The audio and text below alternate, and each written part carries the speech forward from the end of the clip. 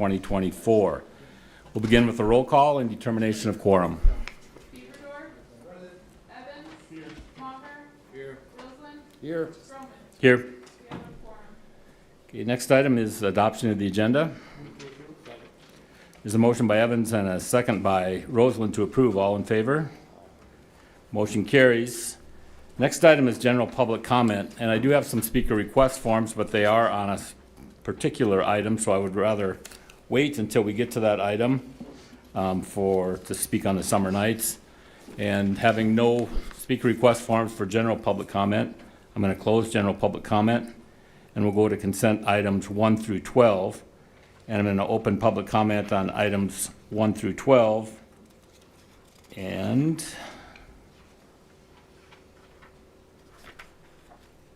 having no speaker request forms for 1 through 12, I'm going to close public comment and then going to ask for a motion to approve the minutes. Motion to approve. Okay, motion by Maher, second by Evans to approve the November 27 minutes. All in favor? Aye. All opposed? Motion carries. Next item is from the mayor's office. Joel, are you going to do that? Or I guess if we can just, do you want to handle that? Thanks. Thank you, Mr. Chair. I don't really have anything to say on it. I believe she's been on the board. I would assume you're the council rep. So any comments on item number 2, which is confirm the reappointment of Patria Acevedo to the Civic Center Board of Directors? Second. Motion by Beaverdorf, second by Roseland. All in favor? Aye. All opposed? Motion carries. Next, we'll go to the Finance Department for items 3 through 7. Does anyone have any particular item they want to pull, or should we just have Director Ainsley give us a quick rundown? Okay, we'll go to Director Ainsley then. Thank you, Mr. Chair. Item number 3, there are 13 properties that are up for assessments. Most of these were for cleanups of properties kind of in the fall time frame. Most of them are fairly small, and in total amounts, there is one property, though, the highest amount, and that's at $19.25.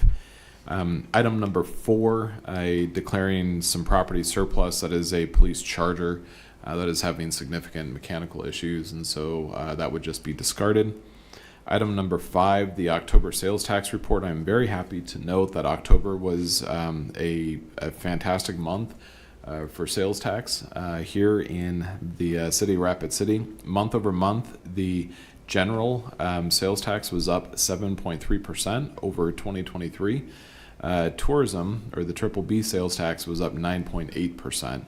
So year over year, the 2% general, we are up 3.51%. And again, that's through October. So we have 2 more months, of course, to find out how we finish for the year. And then the tourism tax was up 3.64% so far for the year. So we are having a fantastic year. Items number 6 and 7, if you want further detail than what I'm going to do, we do have our division manager, Jamie, here, that is more than happy to go into further depth. But we're happy to note that item number 6 is to authorize the signing of a RAISE grant. That is going to provide $1.1 million in planning for the railroad quiet zone throughout Rapid City. What's important about that, that's going to come up with the various projects as well as cost estimates, so that we would be able to hopefully find some additional grants, or at least begin budgeting to make those improvements. So I think it's important to note that it's not to actually make the improvements, but it is to do the study so that we have an idea of what improvements would be necessary, so we can get to that goal that I think pretty much everyone in the community would love to see. And so that's a $1.1 million grant. And then in addition, we are also successful in getting a $117,338 grant through the State Department of Health, and that is for our volunteer, or our fire department, and that's to help recruit and train regional emergency responses. And so that training would be done here in Rapid City for partners kind of throughout the region. Thank you, Daniel. Go to Bill Evans. Thank you, Mr. Ainsley, and I just want to compliment our grant writer again on the outstanding work. This railroad quiet zone study grant is really important, and I want to emphasize we not think too small in terms of where we go, especially with the connections we now have in Washington. And if you've ever been to Reno, you know, about 15, 18 years ago, they buried those tracks through their downtown. It's about a mile-long project. It was hugely expensive. 90% of that comes from the federal government, you know. So we need to think big on this and use the opportunities we have to get that kind of money, because maybe we could make a big change in our city if we leverage that kind of access. Thank you. We have a motion by Bieberdorf, and a second by Roseland to approve 3 through 7. All in favor? All opposed? Motion carries. Item number 8 will go to Community Development Director Vicki Fisher. Thank you, Mr. Chair. This is a request for the council to authorize the mayor and finance officer to sign a contract with SRF Consulting for a railroad relocation and railway alignment study. This is coming from the MPO. It's also being funded through the MPO. In part, as we look at what potentially could happen as a result of this, the relocation of the switchyard that currently the rail has down along Campbell Street could potentially get relocated. It would have significant impact on travel patterns, state project improvements specific to Campbell Street going forward. If you'd like additional information on it, Kip Harrington's in the audience, and he's worked extensively with the MPO to bring this forward. Thank you, Vicki. Any questions or comments from the committee? Motion by Bieberdorf and a second by Evans to approve. All in favor? All opposed? Motion carries. Next item is with Human Resources, items 9 through 10, and Human Resources Director, you have the floor. Thank you. There are 2 items on the agenda today. Number 9 is the non-union paid family leave policy. This aligns with the city's desire to be a family-friendly employer, and one way we can do that is by supporting the well-being of employees and their families following the birth or adoption of a child.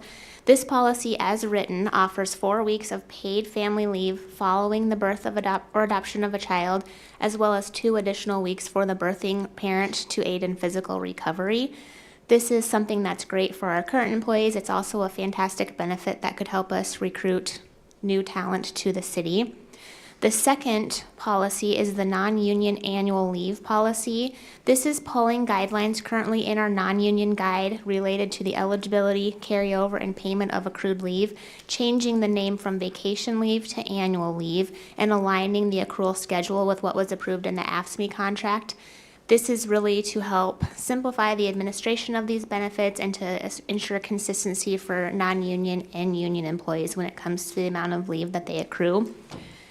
Both of these policies do align with the AFSCME contract, so the amount of parental leave is equal to what's in the AFSCME contract. And again, both of them would help simplify the administration of these benefits. Mr. Evans, please.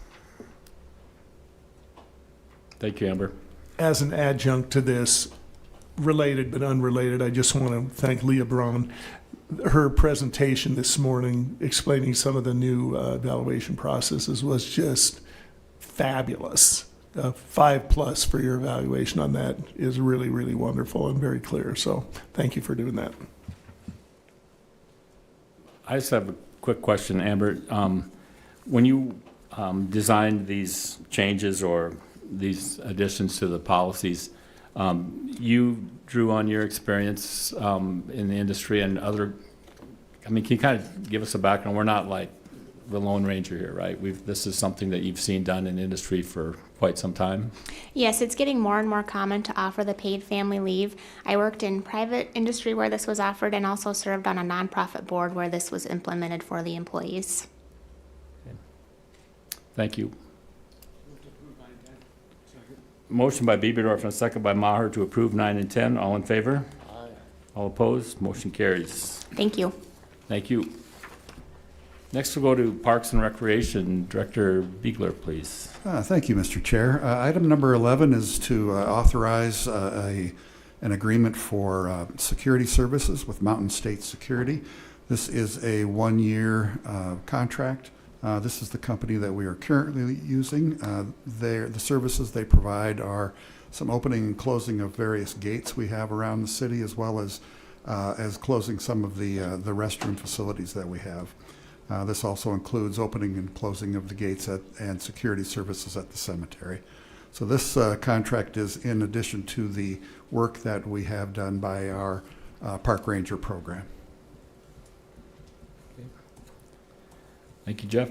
Any comments? Motion by Bieberdorf to approve, second by Roseland. All in favor? All opposed? Motion carries. Next item, Police Department. Go to Police Chief Don Hedrick. Thank you, Mr. Chair. So item number 12 is just the annual renewal of our MOU with the school district. It's a program that we've had in place for decades. We currently enjoy a really strong working relationship and partnership with the schools.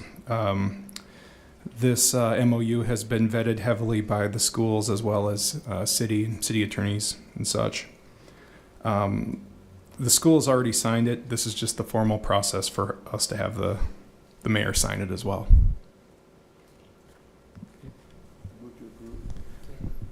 Motion by Roseland, second by Evans to approve. All in favor? All opposed? Motion carries. It brings us to the end of the consent calendar, and we'll go into non-consent items 13 through 15. I'm going to open public comment on the non-consent items, and I have some speaker request forms, all addressing item 14. So the first one I have is David Goodwin. And thank you, sir, for being here. We have a 3-minute, the yellow light will come on after 2.5 minutes, and we'll ask you to close up at 3 minutes. All right. Good afternoon, council and staff. My name is Dave Goodwin. I proudly serve on the board of directors for Summer Nights. I want to take a moment to talk about something that truly inspires me, and that's our community and the incredible volunteer spirit that brings us all together at Summer Nights. Think back to the last decade and how Summer Nights event has become a beloved tradition and a quality of life for our community. I'd like to remind you that 2014 we found ourselves in facing similar challenges that could have threatened the future of our event. Remember how the mayor stepped in and hired an outside consultant. That decision was pivotal. It was a pivotal event in resolving the issues that we faced a decade ago. The insights from Roger Brooks' report helped us understand our community's needs and set up the event in a way that allowed it to thrive. Thanks to that guidance, we're proud to celebrate our 17th year this season. However, if things have changed in our city since that last report a decade ago, maybe it's time to get another set of eyes on our event. So here's what I propose. First, let's bring in an unbiased consultant who knows tourism and downtown commerce inside and out. It would be beneficial for this consultant to attend at least 2 of our events in the 2025 season. By experiencing the atmosphere, logistics, and chatting with people, looking at traffic patterns, and speaking to businesses, they can give us an honest look and with fresh ideas for improvement of our event going forward. Second, we can't move forward hiring a consultant if we don't secure our event first. So I'd ask for your support in recommending approval for our 2025 event permit. This is a crucial step that allows us to keep building community spirit while giving the consultant time to study all the wonderful things that Rapid City has to offer. Over the past few months, I've had a chance to join various meetings alongside our moderator, local businesses, stakeholders, and some of you here today. It's clear that there aren't any easy answers. Each good idea comes with its own set of challenges. And I believe it's too much to ask our dedicated volunteer board to navigate the concerns raised by some businesses alone, especially some voices that simply say, "Not in my backyard." I truly think with an outside perspective from a consultant, it could help us reach a solution that works for everyone. We don't ask for funding from the city, and maybe it's time that the Rapid City invest in the future of Summer Nights by hiring this consultant. Let's work together and make that happen. Together we can harness the spirit of community and ensure a bright future for Rapid City Summer Nights. Thanks for your time, and I'll be available for any questions. Thank you, sir. Next is Chad Mercy.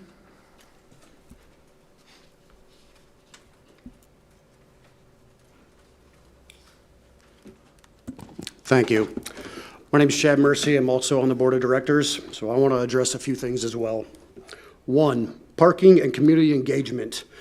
Parking's not the problem, laziness is. Justin himself said it's outdated to think that a community is based on proximity alone. It's the web of social ties that brings people together. If your business relies on parking, you've got a terrible business model. Successful businesses attract customers regardless of parking. The lack of parking is just an excuse for poor performance. Let's face it, if people want what you're offering, they'll walk to get it. Stop blaming summer nights for your shortcomings. Businesses should focus on creating values that draw people in, not convenient parking spots. Another address, revenue and collaboration. Summer Nights has made concessions. Where was your support? Summer Nights paid for security. We removed happy hour. We increased alcohol prices. We did our part, but no business, not one, reached out preemptively to collaborate with us on revenue growth. We brought people downtown. It's your job to get them through the doors. If your business isn't thriving, look in the mirror. Stop singling us out and start working with us. It's easy to point fingers, but real collaboration requires effort from all sides. Event locations and logistics. Moving an event of this magnitude isn't a magical fix. We've vetted proposed locations and found several flaws. The ideas aren't feasible within a year, especially for a 100% volunteer force. This is a classic, as was stated before, not in my backyard. People are fine with an event as long as it doesn't inconvenience them. If you think you can do better, join us and prove it. Stop criticizing from the sidelines.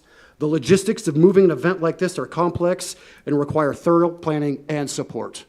Thank you. Thank you. Next speaker, Judd Nielsen.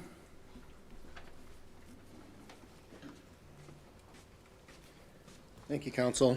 I appreciate your time. I need to clarify a few things because I'm your kind of punching bag here for many parties in this room. This issue was initially brought to me 15 months ago, approximately. It was the first time I had presented with any concerns from any of our businesses in the 7 years that I had been on the board. It's been stated by some of you that we are not coming to the table or acting in bad faith. This is absolutely false. I have come to the table at every request to discuss any issues that were brought. I answer my phone when it's called, try to respond to all emails. I have never denied a meeting, including any business or any council request. As part of the many discussions of 2023, as Chad mentioned, we did implement a number of changes. I don't need to go into them. We also proposed changes, to which none of them were implemented themselves. At no point in time after the 2023 season did I make a promise to lead an effort to move our event, and that's been referenced. I said I would gladly participate in any move, and I am happy to discuss it and resolve any issues regarding it. I made no promises, and that was stated in a letter from one of our council members to a citizen. The effort to do that, I know, is enormous, and it involves many parties, not just Summer Nights. So where do we go, I ask? Well, again, I've heard it twice already. Well, I don't care. Not in my backyard, as one of the businesses told me at the end of a meeting.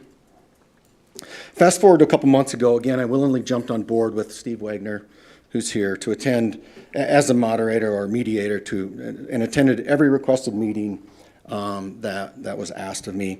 Prepared many documents for review, of which many didn't get reviewed, which is fine because time is, we appreciate your guys' time that you currently have. Over that time, though, things had changed. You know, it used to be, okay, we were told you got to negotiate. Okay, no problem. We're fine with that. And I have no idea what goes behind closed door, who's pulling your guys' strings or what's going on. It'd be nice to know, but hey, maybe it's none of my business. So in one of those conversations around, I think it was November 1st or October 1st, Steve met with a few of our board members. In that conversation, he says, we don't have a choice. This is our only option, so we have to make it work. I guess negotiations are over. Finally, we were asked to come to one final meeting, presented with 3 options on 11/15. One option, which we brought up sometime one of the options we brought up some time ago required many adjustments and just frankly probably could not be completed in time for the 25 season. The option that was our only option now still had issues on whether it could work, and council members actually stated that within that meeting. Then the third we had never heard about, so it was a surprise, and we kind of just brushed that aside for the time being. This doesn't sound like someone who does not want to work towards the solution, because I have been there at every meeting. I participated. I've actively produced materials. So now we are forced to submit our permit. Of course, my board wanted me to submit this in October, 10/15. Through these various discussions, I wanted to give this more chance, and you guys knew that. You know, I wanted to see if we could come to a resolution before it became a public issue, which is exactly what people wanted to avoid. So now it was 11/15, presented to the board. The board unanimously said we do not have a way to have this event at a new location for a 2025 season. Unanimous vote by our board of directors. Mr. Nielsen, you're over time, but I guess I'd like to have you complete it if you can finish up. I have one paragraph left. Okay, Is all okay? thank you. Okay, so now I'm forced to submit our permit in the current location, but we had added an addendum that does provide some negotiation and allows us to at least continue while we try to figure out where we're going with some help from others, I would presume. We are asking for a 1-year permit, current location, and this one actually has my word. I've never given anybody my word to say, oh, I will move, I will make sure it happens. This is way beyond me. In our volunteer capacity, the hours and time that even this issue we've generated and all of you have given is beyond what someone should expect for this. So we're asking for that. I've signed an addendum that states that we won't ask for another year in that current location. I've also given another additional option that limits our weeks that Mr. Bieberdorf had advised us to think about. And that's where we're at. I appreciate you guys' time. I'd like a consideration for another year at our current location. Thank you. Thank you. Next speaker is Sandy Schwan.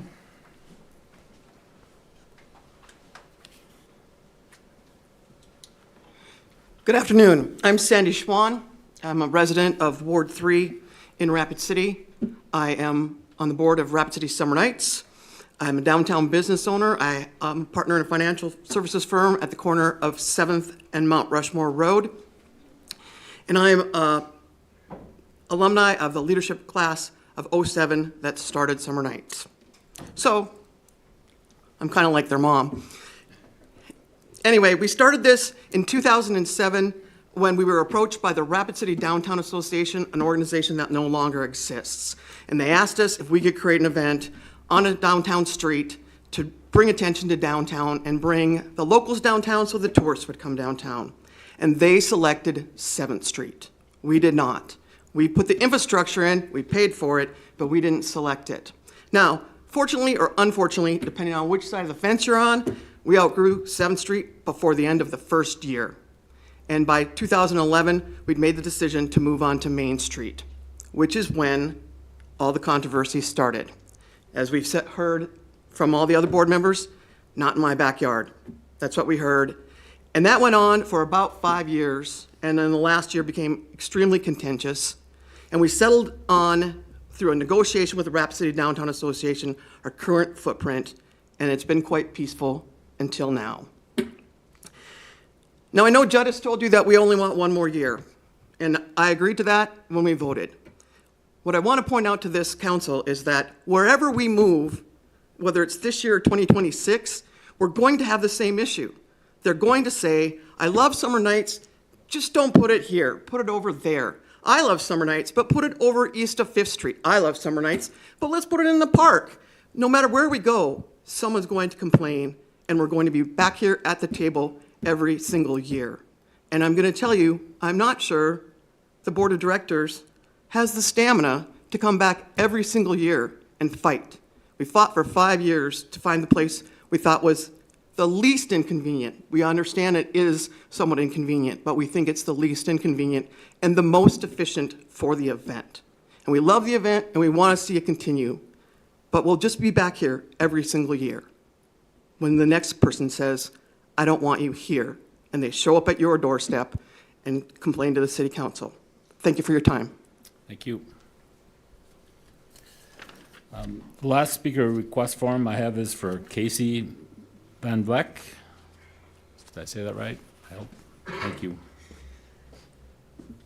Hello, my name is Casey Van Vleck. I own Vita Sauna Olive Oil downtown that is currently within the,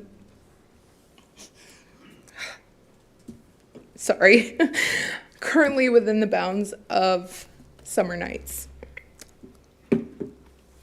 I have been annexed. I've been verbally attacked.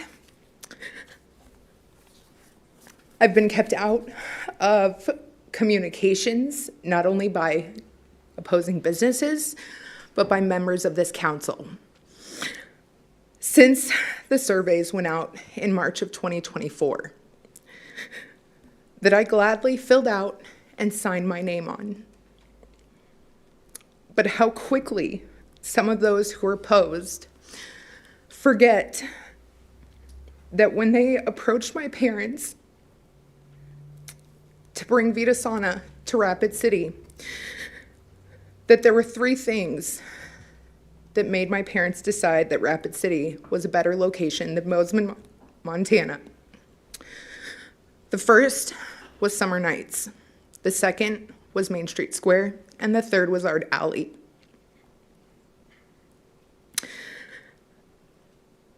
And it was 3 years prior to that our area was a ghost town, that the downtown community was not what it is today. It was not a thriving and upcoming place that drove tourism and had tourist attractions, not just outside of Rapid City, but also downtown with Summer Nights. I personally receive an extra 50% over my daily sales on any given Thursday, as long as I maintain within the bounds of Summer Nights. I do stay open until 8 o'clock on those Thursday nights, and that's the only night of the year that I extend my hours. My staff and myself receive questions Thursday after Thursday of what's being set up, to which we always respond that it's Summer Nights and they're putting on bands with food vendors and alcohol, and people leave loving it. They wish that their community had the same as well. Those people then go home after shopping at my store and continue to buy for me online. So while my 50% on any given Thursday may be small, the extended sales outside of that are big. This is also an event. This is also the only event that I never hear anybody complain about parking. Not having to walk 4 blocks to get to Summer Nights. So I thank you, as my time is up. I think that's all the speaker request forms I have. We'll go to Josh Bieberdorf.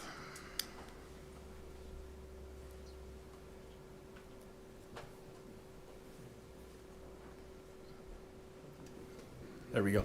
Mr. Chair, could I ask a question of Judd? Sure.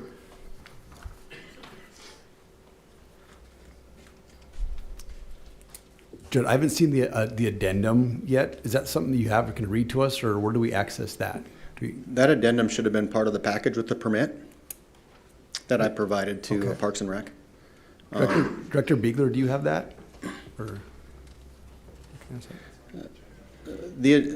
I thought it was on the agenda. It acknowledges that there are some issues here. Like, we're not going to deny that there's problems with street closures and parking, and we recognize that.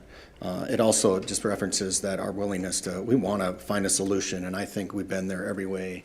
I've expressed my desire to find a solution, but it has to be a longer-term solution. It can't be a try this 1 year, try that. That's way more work than a board can plan for in an event this size. So part of that, and I said, our word, and when I mean that is we need a 1 year permit our planning session is in the spring, right? This is the only time that our board members take a day off so we can actually physically sit down and grind on what needs to be done, right? We don't do that in the fall. We have 2-hour meetings every month. You can't solve these big problems that way, you know, I mean, so that was the one thing, is the spring, we do have a retreat where everyone takes a vacation day and we just grind it out. So that's part of it. The second part is we already at this time last year had already acknowledged, and thank you businesses that said, you know, we get it. It takes too much time to do something like this. And if you've been to our event, you see that there's a ton of things that need to get set up, tear down. If you just show up during the event, you're like, wow, this is kind of cool. Well, it didn't happen just without help. The second part and the other option was, we wanted to give an option where we would reduce the weeks as you had proposed in one of your meetings, where we would go from 14 to 10. But what we wanted there is just give us 3 years then, so we can figure out ways to reduce the losses that we would have, because it would approximately be about $20,000 that we'd have to make up. And as you guys are aware, and I've said this before, we know what our expenses are. They're right around $300,000. We know what our revenue is, and we need to find $300,000. And we currently have averaged that over the last 5 years. So any impact, whether it be new costs, whether donations to areas, just anything, is significant for us. And in fact, this year, just adding security alone was 10 grand at request. So we're going to finish this year probably negative 20 grand, but we're going to have to figure out ways to figure that one out too, you know, so that's kind of where we're at. Just one follow-up question then. The food trucks here, a lot of, I think when you and I talked before, did you say that your plan was if somebody doesn't renew their license that you weren't going to add to fill up the 8 food vendors? We have said that last year. We agreed that we would not add any new food vendors that are outside. We did, however, offer the option up to food and beverage people within our downtown community that if one opens up, they'd be the first one to get it. And if that's the case, you know, right now we have one brick and mortar guy that Ugly Graffitis, you know, he got in because of that, but he was in 2 years ago. But that we've made that, among other things too, that said, hey, we want to include you in this. We want this to happen, but of course it would require a vendor space to do that. Could we expand if more downtown businesses that compete with us want to do it? We'd definitely consider that, and I don't think anyone on our board would say no to it. Okay, thank you. Can I add one more comment? Sure. The billboard's become an issue, and I know it. I've heard it from a few of you in various manners. Summer Nights was not part of that billboard at all. That billboard was put up by a brick and mortar business that may go out of business if he doesn't get to be a vendor at Summer Nights. So I just want you guys to know that we had no part. It took us 3 days to figure out who paid for that. So that needed to be justified, and the community needs to understand we have never thrown any of those businesses on that list under the bus. That was made public by City Council, and I think some of the businesses are paying for it, and we would never recommend a boycott of any city business that opposes us, but we would ask that they work with us to help find solutions. Thanks. Thank you, guys.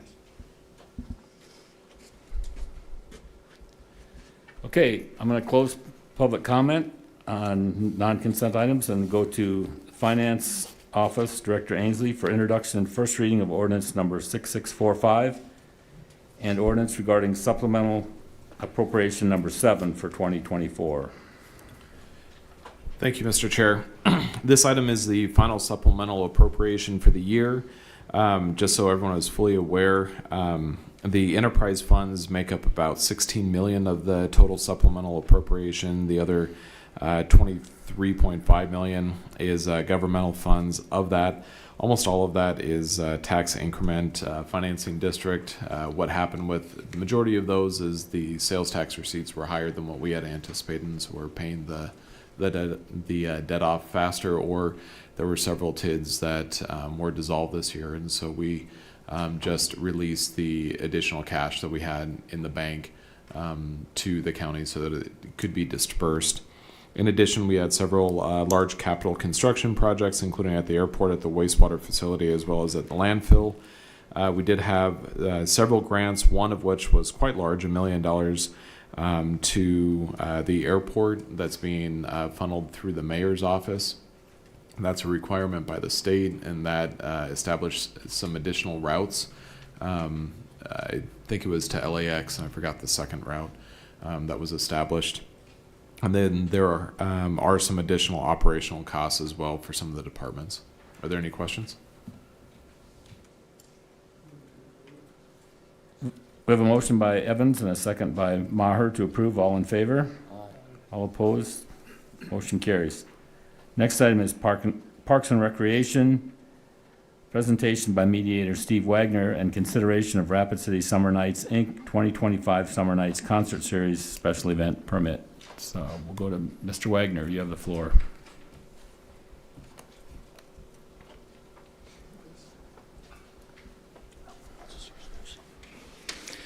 Thank you very much. I'm Steve Wagner. I'm here as a volunteer. I wanted to just say that my heart and soul is into Summer Nights. I've been there. I appreciate it. You got a group of great volunteers. I also have come to find a new appreciation for our council members because as a volunteer, I've worked with a number of them to try and reach a conclusion here. Obviously, this is a very sensitive subject. I have, at least for me, I feel the need to get some facts out because the social media stuff that people are sending me, there's a lot of information out there that just is not correct. It's wrong. And I'd like to start with the very first one. There's a lot of press saying city council is trying to close or cancel Summer Nights. So I'll hit this again as I go through it, but I want to be on the record as saying I don't know any businesses. I don't know anybody on the council. I don't know anybody around that has, even people I've talked to that go to it, nobody wants to cancel it. That is not what this subject is about. I know it's been made into that. That was not the intention. But I do want to run through some slides. This is information that provides a little base work here as far as what is Summer Nights, when did it begin, what's it about, what was done, and basically how did we get to where we are, and what some options were along the way. So the first one here is there's the mission statement. This is a matter of record by putting it up here. This was put together by me. The mission statement was given by the Summer Nights group. It's a beautiful mission statement. Here's their location history as provided by the Summer Nights group. As Judd has said, he's cooperated exceptionally well, so I have some others as far as information. They've been there through all of it. I have a note here at the bottom that the current footprint, to me, that's a modification of what was in the Roger Brooks study. I was provided that study. I went through it. Roger Brooks did a very thorough job. Very comprehensive. He had a number of recommendations, and this is I assume, a tweak over time, much like what Sandy may have referenced here, but that is the current footprint.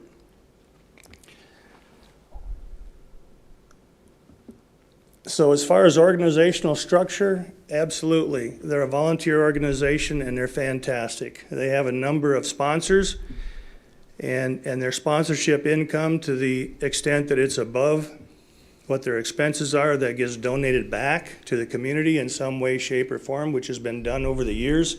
Apparently a little slow lately, or last few years. But as far as their offerings, I want to document it here in just bullet points what it is. It's free. It's a free street dance with popular bands. They're desired. They put on a spectacular event. There's multiple beverage trucks and adult beverages. They have food trucks. I'd like to point out that the type of food they offer is different than what is necessarily provided by some of the restaurants. They have a lot of local business sponsorship, and it's also an opportunity for team building activities where they have businesses that will provide the manpower and staff to run a bunch of these things. They have just an incredible number of volunteers and team building opportunities. And as referenced earlier, they have some police enforcement or equivalent, security enforcement, I guess. They've adopted a no-bag policy, and they also have controlled their area with fences, so they have controlled access. It's a well-orchestrated event. I mean, these guys get it. There's a lot of organizations that could learn from these folks as far as execution and getting things done, all as volunteers. And just imagine this. They give up their time, their personal time, 14 nights of a summer. That's significant. All right, so they basically run, as the last bullet there, it's basically from Memorial Day to the end of, August. So I just want to say again, it's incredible. If you ever want to learn a little bit more about it, they have some wonderful pictures on their website. If you want to see some of the crowds and activities that they've had, their model, what they deploy is well-developed, highly effective, it's timely, it's thorough. They had a family-friendly atmosphere in the beginning, and some of that is going back to the Brooks report, where the initial recommendation in that Roger Brooks report was a combination with Main Street Square and the 7th Street block between Main and St. Joe would be the footprint, and to use the extent of Main Street between the two, but leaving the intersection open at 6th and Main so that the buses and traffic could get into the hotel.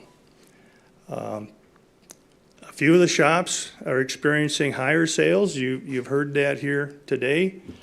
I've interviewed several shop owners, some in favor, some not so in favor. What I'm learning is that everybody has a position. This is not an easy thing, but I can stand here and tell you for fact that there are several businesses or shops that are seeing reduced income.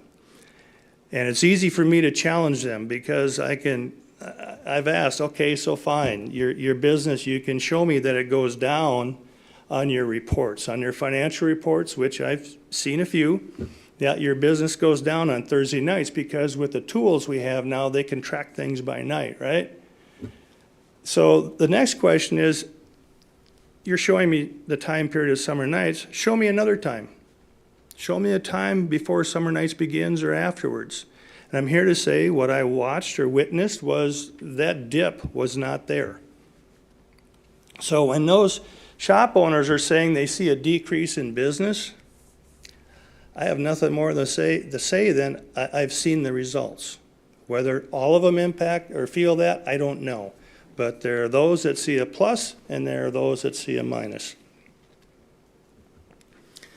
So then, I wasn't involved until August of this year, but I believe it's important to document how do we get to where we are. So it was back in the spring of 23 is when I learned or have been told that that's when the shop owners started expressing their concerns about the current location. So then after their season in 23, many of the shop owners got together and they brainstormed, and their intent was, as stated, and I take this from their document, what changes can be made to drive commerce back to downtown shops during these events. If we go back to the original model of when this started, it was a street dance, it was to drive commerce downtown, and it was to have something family friendly. And to those that want to challenge that, all I can say is go back and read the Brooks report, because it's in there.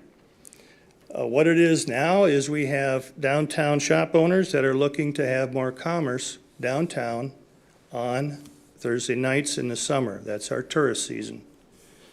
So anyway, we spin forward to January 18th, and that's when shop owners and Summer Nights met to explore solutions. I was not at that meeting. I was told about it. But the net result was the shop owners got together and they prepared a letter to Summer Nights. That letter has been in your packet. I understand it's been made public. I have a couple of shots from that letter, but in that letter, it's basically, let's go back to that meeting. They all agreed that in the winter of 24, 10 or 11 months ago, it wasn't fair to ask them to change locations for the 2024 season. Okay? So they said, fine, it's too late, let's just run as it is. But there's 43 people downtown shop owners that signed it, but these are not folks that want to see Summer Nights go away. They don't want to see it leave downtown. The issue is what it's impacting to their business, and is there a way to develop a win-win solution here? All right, so their intent was to move forward with a we. So I happened to be at City Hall one day, and I was approached in August to say, hey, would you be willing to facilitate a meeting between Summer Nights and some council members? Or I should say some shop owners and council members. And when I learned more about it by asking questions, I asked if we could not do it with the shop owners and the public, because this is a case where my understanding is that the way this works, Summer Nights has to define where they want to be and need to request a permit to operate and to have a liquor or booze or beer license from the council. So there's been enough talked about, it's been covered for a long time. Maybe we ought to just get those two groups together and talk about this and see if we can work through it. We did have a few representatives from merchants or downtown shops on one of the meetings, but ultimately, that's what we got to. But I want to also say that in my role as a volunteer, the first order of business for me was to figure out, what does Summer Nights need? Okay, what makes it happen for them? Because I was hearing from people saying, why don't they do it at the band shell? Hey, there's a parking lot over here. Why don't they put it over where the Innovation District might be? It should be over there. And now I'm not talking council members. I'm hearing this from other people that I'm talking to. And when you look at what Summer Nights does, what they provide, what they need, here are the bullet points that come as a summary, at least from my perspective, okay? It's a street dance. That's what they're providing.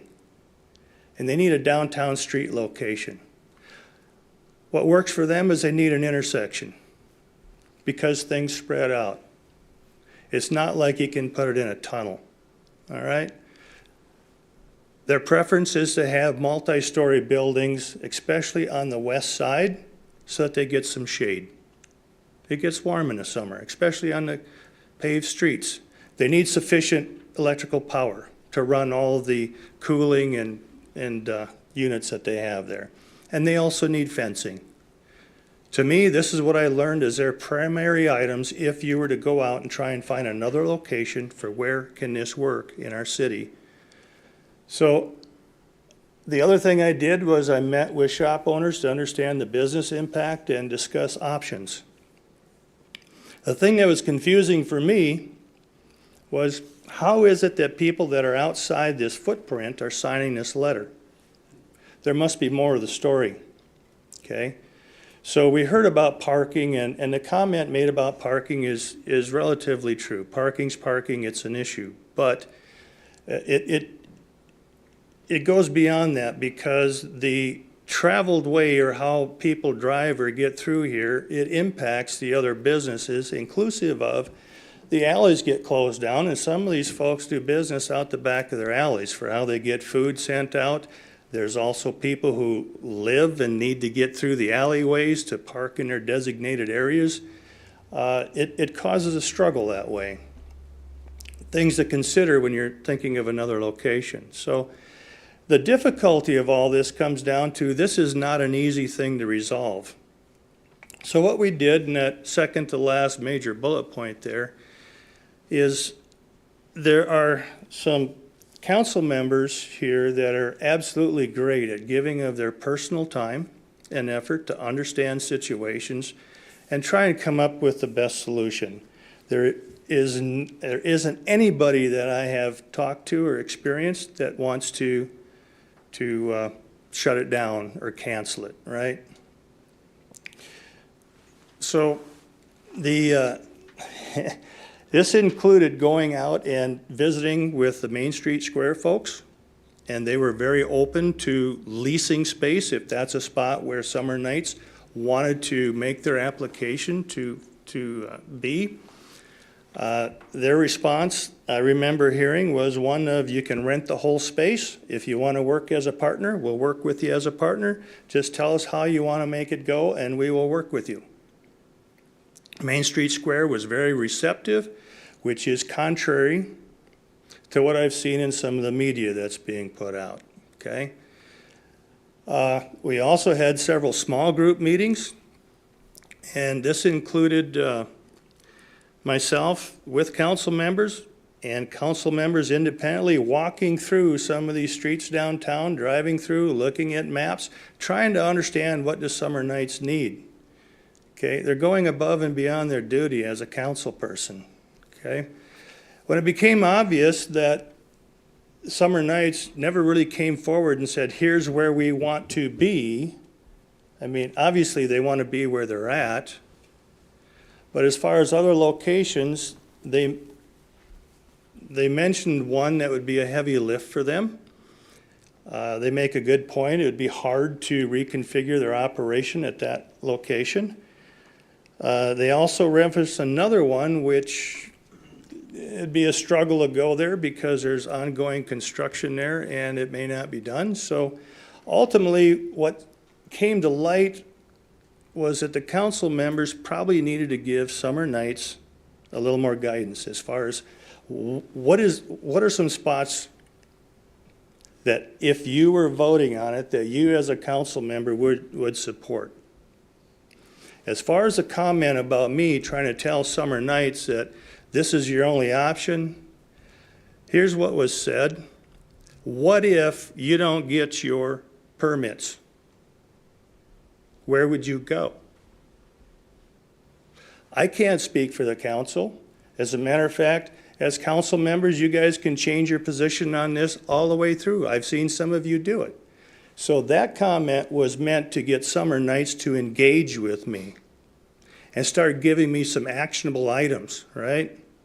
What do you really need? How do you go about doing this? What can you make work? So anyway, I want to say as council members, you guys have done a great job, and you threw something back to the folks and said, well, if you're struggling here, consider these spots, but maybe you want to consider some other ones. So the current status is that discussions began in good faith, ongoing concerns.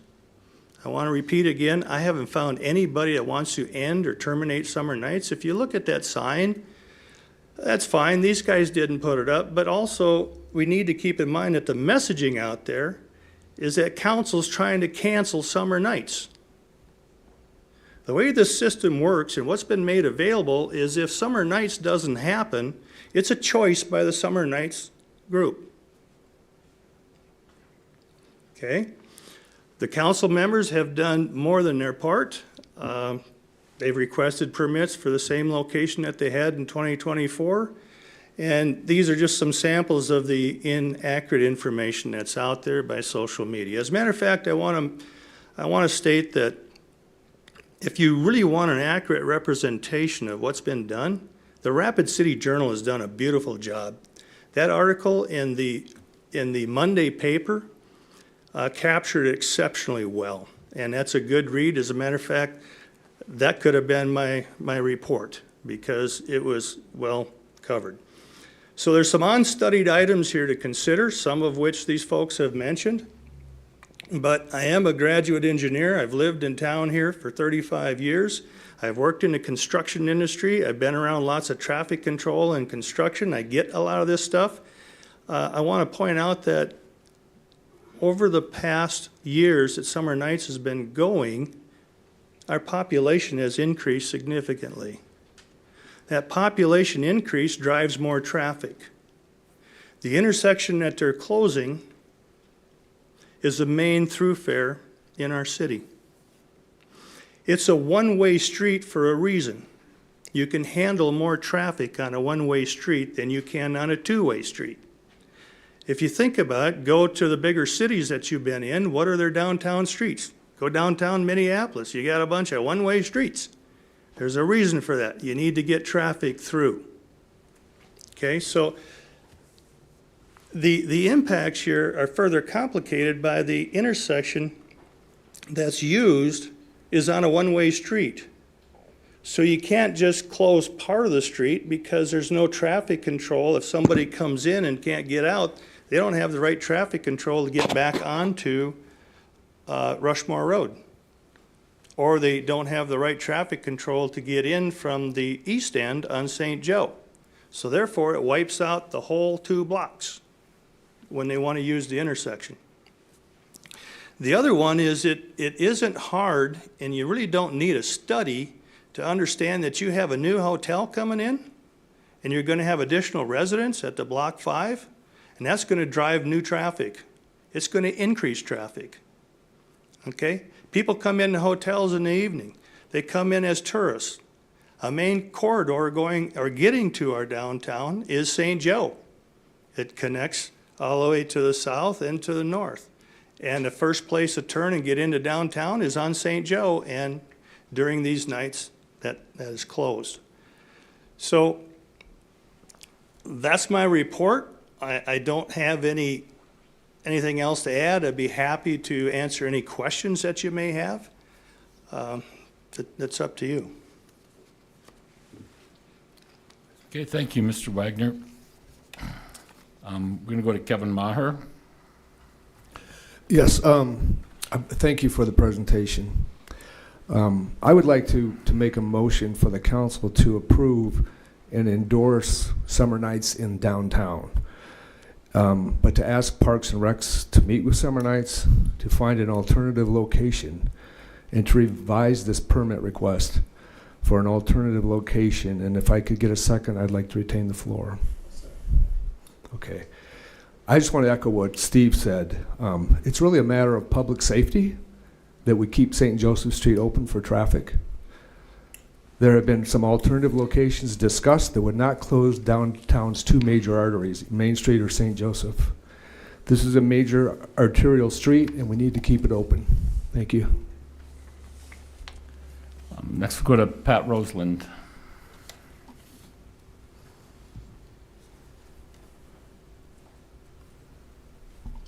There you go. Thank you. Thank you, Steve, for the presentation you gave. It's pretty thorough. Yeah, I know it took a lot of time on your part to gather this information along with a lot of input from many, many people. Could you go over the 3 options that were presented to Summer Nights and just kind of go into more detail about that? Thank you. On a high level area, I'd be very willing to do that. I somewhat kind of anticipated this because I was asked that in the meeting yesterday. Could we bring the lights back down? And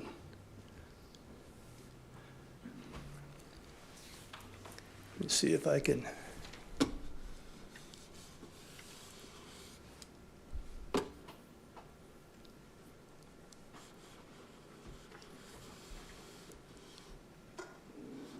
Oh, again, let me use that one.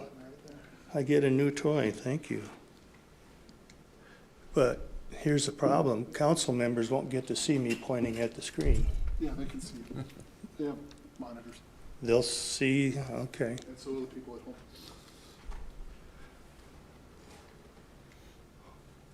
Huh, that's pretty nice. This kind of reminds me of the cat coming up and chasing and catching it, okay? I gotta tell you, I'd really rather use the mouse. You should be able to now. It's the way PowerPoint works.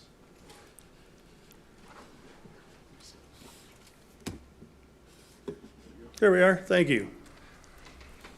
So everybody has perspective here. This is Main Street Square.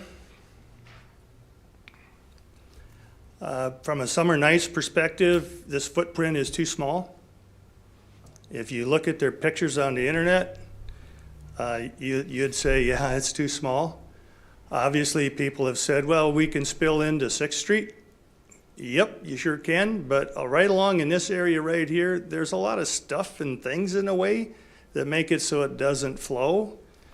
And if Summer Nights were to locate here, from what I've heard from them, this is a pretty heavy lift to try and figure out. There's placement of food trucks, beverage trucks, where do you put their stage? That one, like Judd has said, that's going to take some significant planning on their part, and expecting something there in a short period of time would be expecting a lot out of them. Okay, so The main point is, from a council perspective, that is one of the things that was brought up by council members that were attending a meeting with Summer Nights, was if you need a spot to go, they would support this area, inclusive of even going to the north and maybe kids' events, or somebody else does things back in the parking lot, or even use that street area back there for expanded activities. A little less of a street dance, but that is an area that's available. For perspective here, another one that was brought up, and it was actually, I'm comfortable saying it here because it's supported in a Roger Brooks study. If you go into that study, you'll see that his recommendation was to use, am I on the right street? Yep. To use this street right here, which is 7th between Main and St. Joe, and to use the Main Street Square footprint, and to use Main Street between the two. And the image that's in the report leaves this intersection open, and it has kid-friendly activities or youth-friendly activities here and halfway through this block, and then adult activities from here on over and into this block. Now I'm just repeating what's in the report. If there was an addendum to that, I don't know, but if anybody wants the image, I can certainly give it to you. Okay, what happens right now is the stage sits right here. It projects this way. This block is closed, and all of this block ends up effectively being closed, as does all the way over to Mount Rushmore Road. And there's traffic control situations where you can't just block it halfway and let people use it. It just doesn't work. All right, so then in one of the things that, or one of the locations that Summer Nights brought up was to move to this location and to use this as the intersection, if I understand it correctly, and use this as a replacement for this street over here. That did not have support, I don't believe. Judd will correct me. I don't believe it had support of the Summer Nights board, but it was a discussion topic. No, that was approved. We could do that this year. We could have done. You could do that one this year. Yep. Okay. So one of the risks with that is you have a brand new structure here that's a hotel, apartment, and parking structure down here in the end, and we don't know if that construction will be complete, and there aren't answers on power available here unless you guys have that already. At least I'm not aware of it. So here's what the council, those that were engaged, just the few that were working on it, came back with. If it works to take the footprint from over here and lay it down right here and use this intersection, which is a two-way street, it may work just as well to be right here, and all you do is move the whole location one block to the south and use this location. Now, I didn't know of any council members that came along and tried to say, well, you got to do this or do that. It's an opportunity to be considered. One of the things that was brought up was, what about this drive-up bank? Well, that office, that bank closes at 5 o'clock, and you can do traffic control to allow things to still happen there, but this has a tall enough building to provide shade. You've got a nice intersection to work with. So when it comes down to it, the needs here is that there's more fencing needed for security, and you need to figure out power in here. I have asked multiple times for how much power do you need and have never gotten an answer.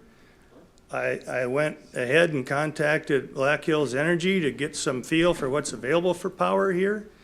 They even gave some cost estimates, but as far as something that's a heavy lift, moving one block from there to here, that is one of the options that those council members that were in the meeting suggested to Summer Nights as something to consider. But I want to say again, My understanding is that it's up to Summer Nights to figure out where they want a request to be.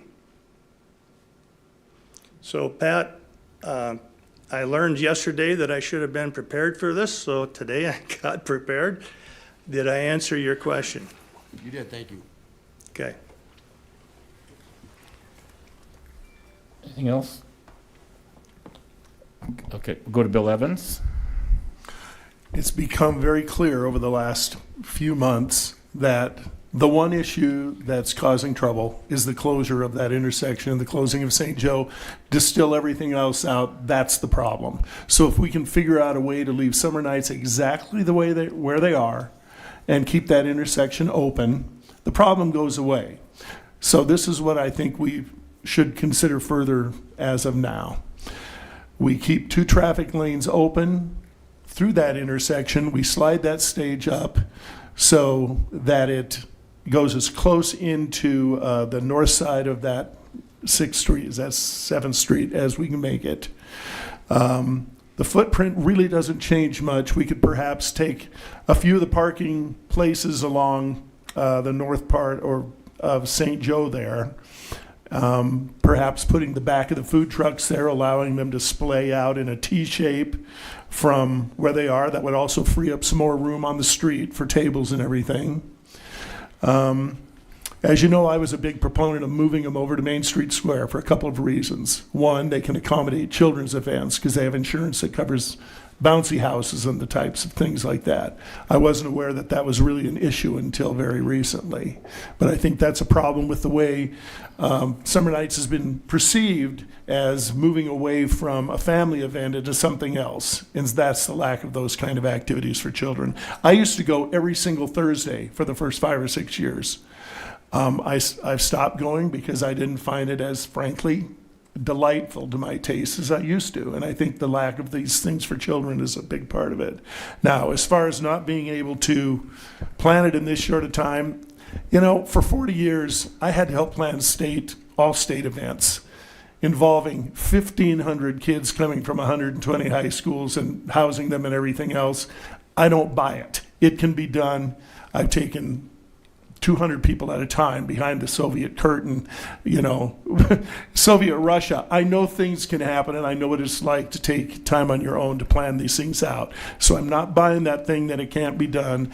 It's a matter of, oh, well, the table was there last year, put it there this year, if we do something like this. So that move is very easy. So I hope we really consider that. I was all saying unless we move to Main Street Square, I probably wouldn't approve. But I see this as something to be workable.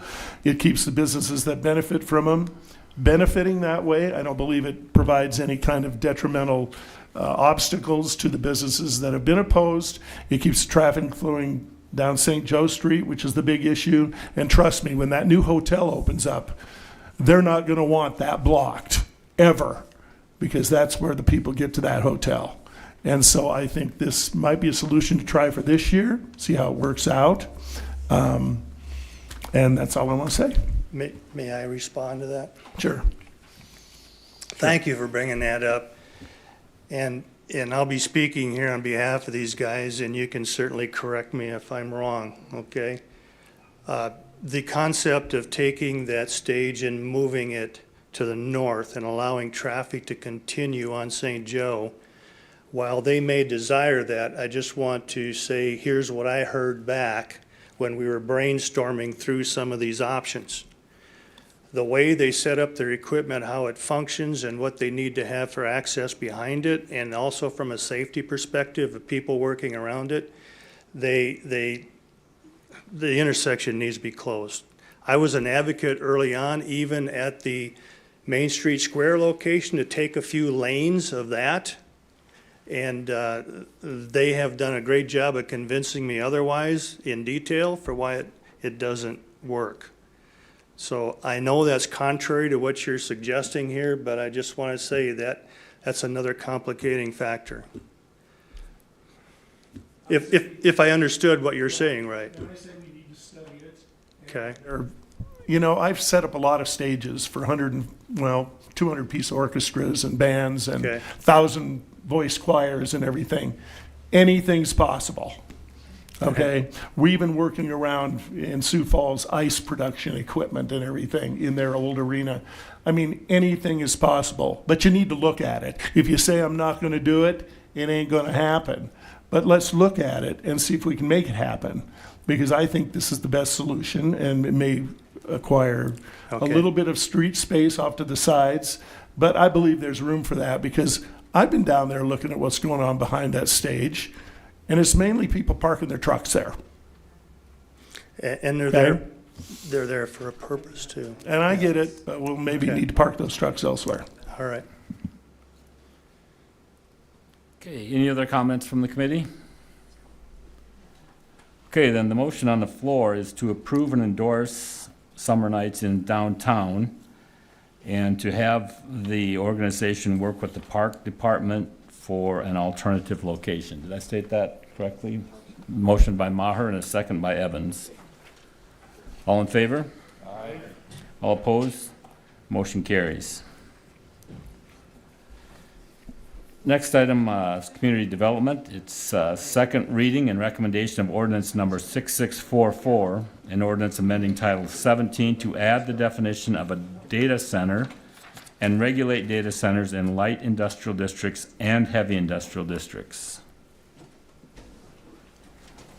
And we'll go to Community Director Vicki Fisher. Thank you, Mr. Chair. This is the second reading of the ordinance amendment to actually create a definition for a data center, one we currently do not have.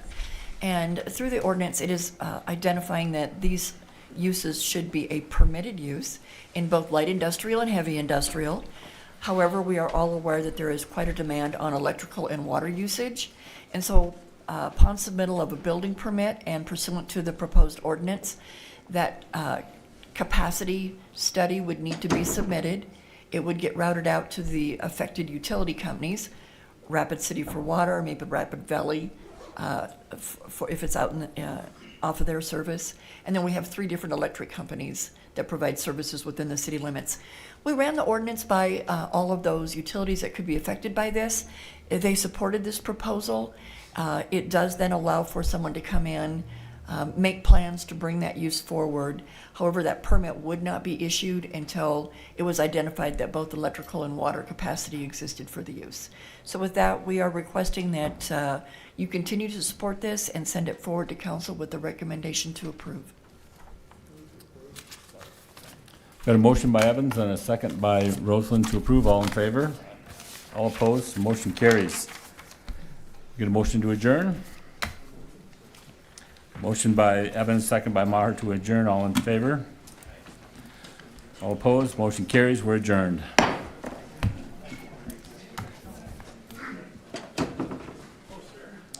don't think the Summer Nights people were too happy with that motion.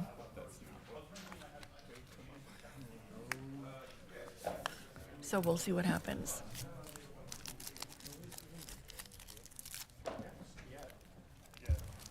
I think Bill even offering, maybe the